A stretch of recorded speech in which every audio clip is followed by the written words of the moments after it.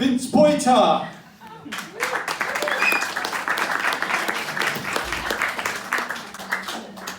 Hello there.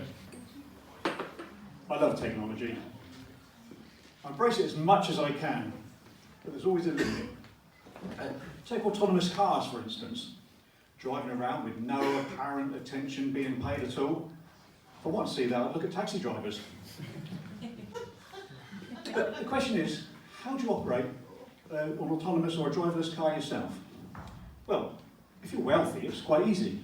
You sit in the back and use voice commands. It lets the chauffeur know where you want to go. But for the rest of us, driverless cars, you're no more than a dog. Are you? You're no more than a dog. You open the hatch of your Rover, you get in, and it takes you to your destination. Of course, this means in the future, driving tests are going to be so much easier. Show me your car. Get in. Seatbelt on. Good, that's a pass. Who's a good boy? Who's a good boy? And of course, all the cars, they'll be able to communicate with each other. So they'll all be able to work out together anything they need to do. Say, for instance, they come to a traffic light, green light, and they all move off together. Red light, and they all stop. Amber light, and they all bomb it to try and get through.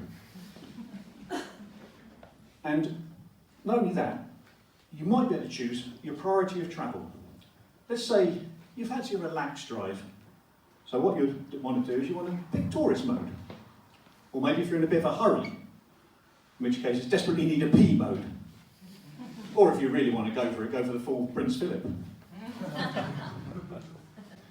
And these cars, they'll all be choosing, won't they? They'll all be choosing priority. They come to a roundabout and one will say, hey, I've got 4 people on board, give me priority. Another one might say, no, you can't have priority because I'm carrying someone from our beloved NHS. The third one will say, no, I trump you all. I have on board a national treasure. Or the complete opposite, an EU negotiator from France. But once they're all out in the open road, these cars are going to go really quickly, won't they? You can just imagine that in the future, motorways are going to be packed full of cars doing 150 miles an hour, all 3 lanes, every car packed 1 inch apart, talking to each other. And right in the middle of it, some old geezer's taking this classic old Morgan out, absolutely crapping himself. But of course, this brings us on to our current technology, doesn't it? Our current cars. Are they all going to be scrapped? Are they going to be no good? Well, the current thinking is that we're going to have to fit our current cars with all the cameras, lasers, radars and sensors that you'll need for the autonomous ones. So they look like the autonomous ones. Either that or they look like they contracted a bad outbreak of warts. As I said, I embrace technology, but we've got to be careful. And I think we can do better than this. I think what we can do, why don't we have self-driving robots? Robots that can actually get into our current cars and still communicate with the new tranche of electronic vehicles. So, let me see if I can paint a picture for you. Imagine if you can, Robbie the robot from Forbidden Planet. Not many there, is there? No, I think it's a bit older. Let's make it a little easier. Imagine a Teletubby. He's wearing a suit of armour with his antenna at the top, whizzing around, he's connected with all the other cars.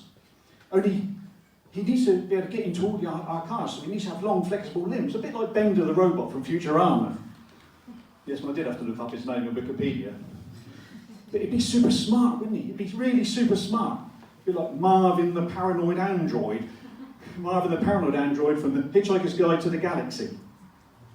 Brain the size of a planet, and they've asked me to drive a Nissan Micra. But not only that, he'd have to have a massive power pack on his back, wouldn't he? He'd need a big power pack, so he'd look a little bit like Asimo, the robot from Japan, from Honda. But he'd need 3 legs, because obviously to keep up with the autonomous vehicles, you need to be going quickly, so we'd need 1 for the accelerator, 1 for the brake, and 1 for the clutch. Not only that, we'd need multiple limbs, 1 to do the steering, 1 to do the gear changes, 1 to do the handbrake, another 1 to switch on the wipers, another 1 for the lights, another 1 to do all the other things, and put the radio cassette track in. Not only that, he'll have to be plugged into the car, so he'll have a little attachment on it, wouldn't he? He'll have a little attachment that goes into the car's 12-volt socket, another one that connects into the car's onboard computer, and another one to click in that seatbelt so it don't keep bombing all the time. Not only that, he'll also be connected with all the cameras, lasers, radars and sensors all over him, so he can look out the front, look out the back, see the traffic, simultaneously look in every single mirror, check the speed, check the revs, and also check the fuel gauge. That's okay, isn't it? That's okay. You wouldn't want to be piloted by a shiny androgynous robot who's probably more interested in having a threesome with a smart fridge and an iPad, and he's got enough arms to save Man City from scoring, and he's covered and festooned in warts. Who wouldn't want to be driven around like that? I tell you what, I wouldn't want to be driven around like that. I told you, technology's okay, but it's got a limit. In fact, this microphone, it's electronic. I'm giving it up. That's it. Goodbye. Where's my tinfoil hat? Round of applause, Lynda Poynter.